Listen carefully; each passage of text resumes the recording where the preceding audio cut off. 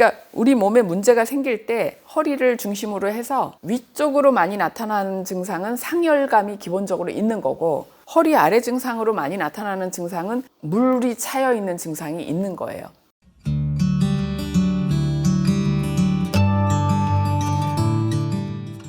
여기 피부 일반 증상도요, 같은 혈어 증상으로 마찬가지예요. 이렇게 혈어가 있으면 아까 영양분과 산소가 덜 가는 증상, 그러니까 점막 재생이 잘 안 되고 피부 재생도 잘 안 되고, 또 한 가지는 독소 해독이 잘 안 되니까 독소들이 그냥 축적되게 되고 면역 기능이 떨어지거든요. 우리 면역을 맡아 하는 것도 임파구에서 하는 거니까 다 혈액이 하는 역할이잖아요. 임파구도 수량이 부족해지니까 이 면역 기능이 떨어지게 돼 있어요. 그럼 여기 보시면 소양감이 피부 가려움증인데, 가려움증은 다 독소예요. 우리 몸에 흡혈 기생충이 생겨 있을 때 흡혈 기생충이 피를 빨아먹고 암모니아성 물질을 배설물로 우리 몸에 배출하거든요. 그러면 대표적으로 나타나는 증상이 가려움증이에요. 그다음에 눈 주위에 다크서클, 이렇게 펜더곰처럼 돼 있는 경우들이 비장이 약해서도 나타날 수 있고 혈어로 나타날 수 있어요. 그다음에 두피 및 신체 상단부에 부스럼이 잘 난다. 예전에는 영양실조 아이들이 많았는데, 그럴 때 이렇게 머리에 막 이렇게 뭐 패이거나 뭐가 나 있거나 막 이렇게, 이런 게 이제 저희 어렸을 때만 해도 상당히 흔한 증상이었는데, 요즘에 그런 애들은 별로 없지만, 어쨌든 신체 상단부에 부스럼 난다는 건 상열이 되고 있을 때 상체로 어떤 증상이 많이 나타나거든요.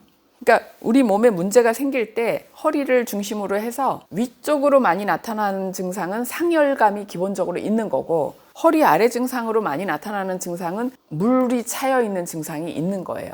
거기다가 플러스 독소와 결합이 된 거예요. 그러니까 상열 플러스 독소는 상체 증상, 물 플러스 독소는 하체 증상, 이렇게 생각하시면 돼요. 신체 상단부의 부스럼은 상열 플러스 독소니까 상열, 그러면 이 사람 혈어로 인한 상열이구나 딱 알아채야 되고, 독소 그러면은 뭔가 해독을 해줘야 되는구나, 이렇게 이제 가야 되죠. 상처 회복이 느리죠. 피부 재생이 안 되니까. 신경도 영양과 산소를 제대로 공급받아야 자기 일을 하는 거거든요. 그래서 이제 신경의 기능이 떨어진 극단적인 경우가 감각이 없어요. 마비감 느껴요. 뭐 이런 거예요. 그런데 거기까지 안 가더라도 뭔가 좀 둔하다 느낌이, 뭐 이런 거 다 이제 혈어 증상이고요. 손톱이 부실한데, 여기 이제 그림 속에 나타나 있는데 어느 정도는 손톱이 납작해지면서 더 심해지면 끝이 하늘로 더 이렇게 올라가요. 스푼형 손톱 이렇게 이제 붙이거든요. 그 다음에 얼굴과 손바닥에 누런색이 드러나요. 제일 혈어가 심한 누런색은 죽은 사람에게 볼 수 있어요. 핏기 없는 얼굴, 뭐 이렇게 해갖고, 왜 시체들 보면은 보셨는지 모르겠지만 거의 노란색이거든요. 근데 우리가 혈어가 심해지면 얼굴에 그런 노란빛이 뜨기 시작해요. 그다음에 혓바닥이 매끄러운 거, 구각염, 구순염, 설염, 구내염, 요 동네에 있는 증상들이 다 뭐냐면 심장열하고 연관이 돼서, 우리가 구강을 통해서 심장열이 빠지거든요.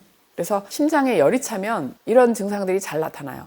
혈우도 나타나고 구내염도 나타나고, 만성적으로 구내염이 생겨서 낫지 않는다 이런 분은 비타민 B군을 먹어서 뭐 이걸 해준다 이런 거보다 심장열을 꺼주는 방법이 훨씬 근본적인 방법이고, 심장열을 꺼주기 위해서는 혈어를 치료해야 되는 거죠.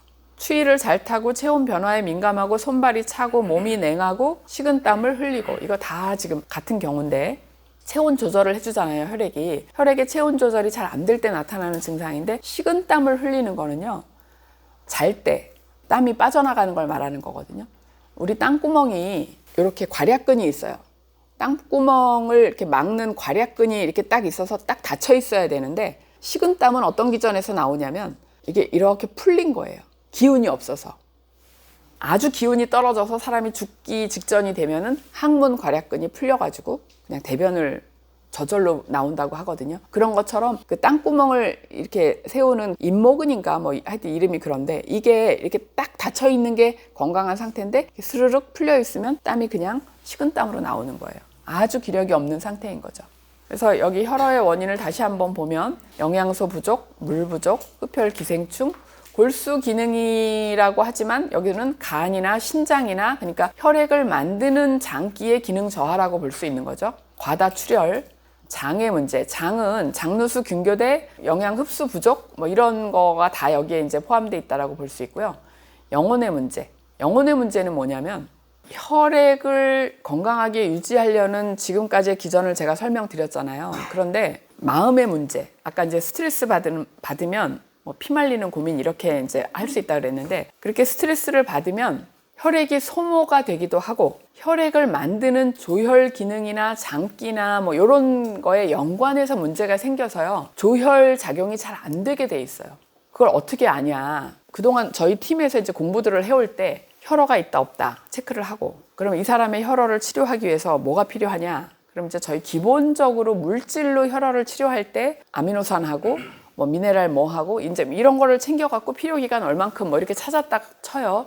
필요한 기간이 6개월이다, 누구는 1년이다 이렇게 나오거든요, 기간을 찾으면. 그런데 혼의 영역에 생기는 어떤 부정 파동을 지울 경우에 이걸 먹어야 되는 기간이 6개월 또는 누구는 1년 이렇게 찾아졌던 게 반으로 줄거나 3분의 2로 줄거나 하는 경우들을 저희가 너무 많이 그동안 경험했어요.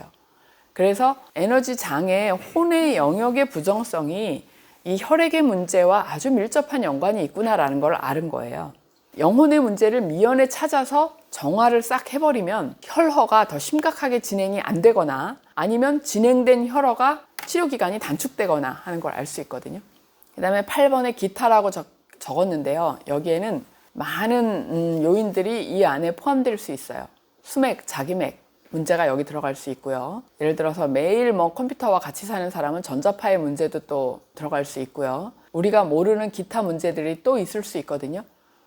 저희가 이 우주상에서 일어나는 모든 물질 대사를 다 꿰고 있는 게 아니기 때문에 항상 우리가 모르는 어떤 여지가 있다라고 남겨두는 게 저는 맞는 것 같아요. 그래서 여기까지 이제 요인을 말씀드렸어요. 그럼 이제 여러분들이 오늘의 설명에 의해서 혈어를 어느 정도 이해를 하셨을 것 같고요. 이제부터는 이거에 이어서 무엇을 할 거냐면 팀별 활동을 할 건데요. 혈어는 왜 병원에서 진단하는 방법이 없다 그랬잖아요.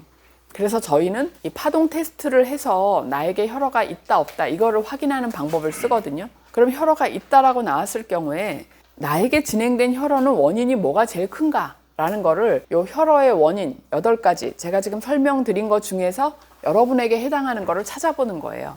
만약에 팀원이 5명이 만났다. 그럼 5명 전부 혈어의 원인을 한 가지씩 다 찾고 그 원인에 따른 해소법을 찾고 이렇게 한 가지씩을 한 다음에 시간이 남으면 두 번째 원인을 또 찾고 해소법 찾고 12시 반에 식당 오시고 어싱을 갔다가 2시 반까지 여기 다 모이는 걸로 이렇게 하겠습니다. 네, 그럼 이제 팀 활동하러 가세요. 네, 줌에 계신 분들도 팀 활동하세요. 감사합니다. 네.